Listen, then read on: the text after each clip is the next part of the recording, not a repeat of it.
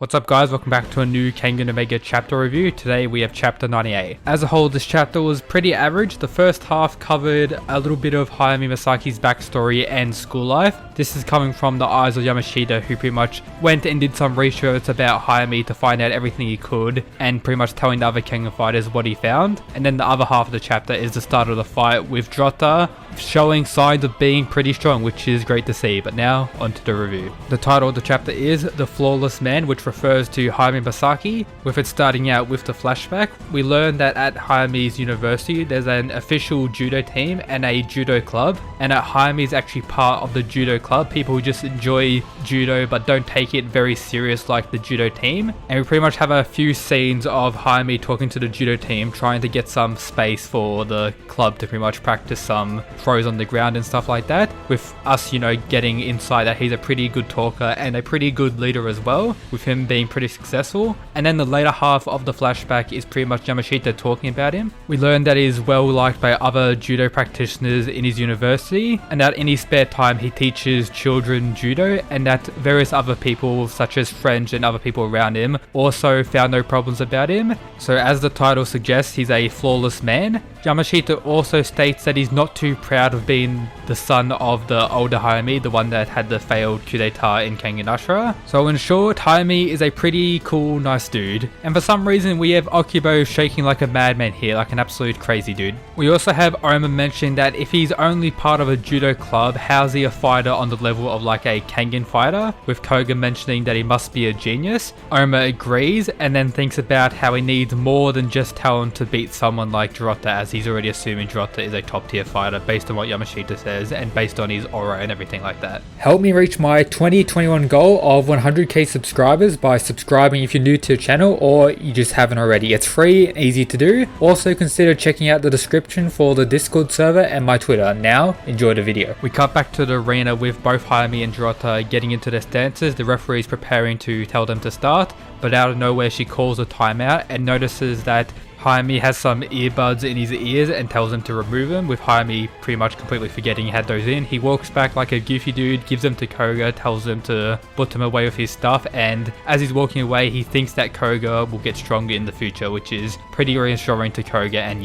the fight is getting ready to start. They both go back into the stances, with a lot of people noticing that Hayami actually takes a different stance now than what he did before he had to return his earphones. Then we have the fight beginning with Hayami being the first person to attack, and as he is closing the distance between the two, he gets slammed straight into the ground by Jurota, and it seems to be fast as shit that he got slammed, with him not even noticing what happened, as well as everyone on Team Kengan, including Yamashita and Koga, who have the special eye, who didn't even see what really happened, and that Jurota has some insane speed regarding his throws, and they're pretty powerful as well, with Hayami almost getting knocked out from this one throw. We see the ground cracking, him getting absolutely rolled by Jurota, with him just chilling, looking down on Hayami on the ground. We see the insane reactions from Okubo as well, and Hayami's able to get up on a count of 8, with him showing signs of being pretty injured from that one throw, with him shaking and struggling to get up with the count of 8, pretty intense. So Jurata's an absolute beast. We get Okubo and Oma realizing that he's pretty injured, and then the last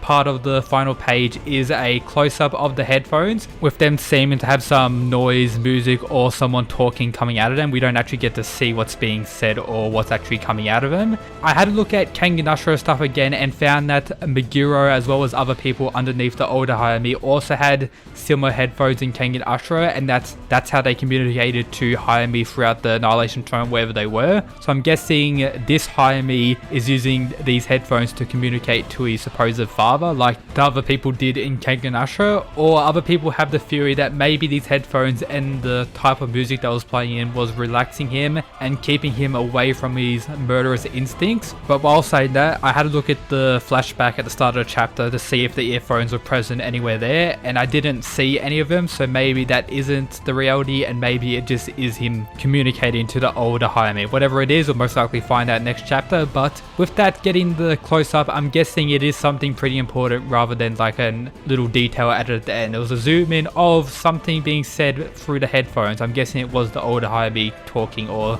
something relating to Meguro's mental state. But as a whole, Jurota has shown the capability to be pretty strong, so all that hype up about him being the gentle king and possibly being on the level as Lolong isn't for nothing. He seemed like he's going to be a pretty strong competitor. In my prediction video uploaded a few days ago, I did say I think Jurota's going to win, so it looks like Jurota's going to win, but I do think Hayami has a lot more stuff to come from him. And another aspect I hope comes true is that Hayami is actually a sane person that doesn't like snap or turn into Meguro from Kengan during this fight. And it would be pretty cool if he's maybe disobeying his father's orders to do what he thinks is right and is a pretty chill character that just wants to do good. So I hope Hayami is like this for the rest of the fight. I hope the fight gets more intense as the chapters go on. I do think this fight's going to be one of the longest ones, if not the longest one in the tournament. I can't wait to see what happens next. So far it's been a pretty slow start. I can't lie, this chapter wasn't the best. The flashback at the start wasn't anything too interesting, and this proves that Hayami is a good guy. The only important detail of this chapter is that Jurota is actually pretty strong, alongside him being very fast, with him being so fast that neither Koga or Yamashita with their special eyes could see what he was doing. That puts him at a pretty high tier in the verse regarding his attack speed. So yeah, Jurota seems like an absolute beast. Hayami did take a lot of damage this chapter, but I do think he'll end up making a comeback and will be more even as the chapters go on. Next chapter, I'm predicting that'll be more on the side of Jurota, but Hayami will show more of his talent. And I don't think he's just a genius. He may do some insane training outside of his other good deeds that he does for the judo club and all the other stuff Yamashita mentioned at the start of the chapter. And he also may have been out of his zone due to forgetting about his headphones and having to walk back and then taking a different stance. They put a lot of emphasis on him taking a different stance, so maybe Hayami wasn't fully prepared for the power of Jurota. But prior to this and all the interesting insight we've got from Hayami about the other fights, you would think he'll be pretty prepared for a fight. So maybe Jurota is just a lot more skilled and stronger than what Hayami is. We also didn't learn anything in this chapter about why Jurota has something against Hayami and what he knows about Boy M, Meguro, and him killing his whole judo club. I'm still thinking that maybe Jurota is related to someone that died from the hand of Meguro or something like that, or maybe he's a good friend of Meguro's father who was actually well known in the judo world. So yeah, a lot of interesting stuff to get revealed as the story goes on about Jurota, and of course a lot of interesting stuff regarding the mystery of Hayami. I think Yamashita found out the base level information about Hayami, but there may be some darker secrets that his supposed father has been plotting behind the scenes. Maybe he is a clone, maybe he isn't. There's a lot of stuff to be revealed in the coming chapters, but yep, that's it for today's review. Hope you enjoyed. If you did, make sure to subscribe, join the Discord, and yep, that's it guys. Peace.